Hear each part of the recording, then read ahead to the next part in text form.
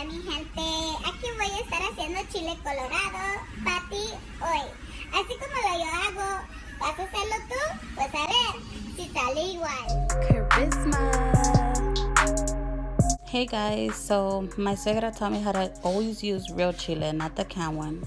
You're gonna boil it on medium, and then of course after it's done, you're gonna drain it, and then you're gonna put it in the blender. But before that, you're gonna take off the stems.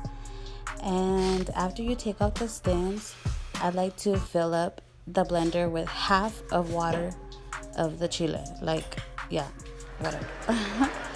So then after that, you're gonna blend it. If you need more water, add more water. So it's blended. I like to save the extra chile for another meal, like enchiladas. So I like to put papas in the chile colorado with my meat. Of course, you're gonna take out the peeling, then cook the papas to your desire. So this is about 2.5 pounds, and I'll just use like 1 pound if you're gonna use 3 papas. If you use like 5 papas, then you're gonna use a little more than half. But other than that, like I just use like a little piece like that, and that's how much meat I'll use. So this is how much meat I'm gonna use for the 3 papas, and I'm just gonna go ahead and start cooking it. I don't add oil. Just add garlic, black pepper, and salt. So you're gonna cook your meat to your desire. I like mine well done.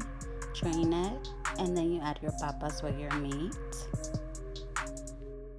Okay, so this part, at least for me, is important. You have to drain the seeds from the chile, since I didn't take them out in the beginning, just because some people do take them out in the beginning, but this is the way I was taught. So there it is. It's done, looking good, and it was good.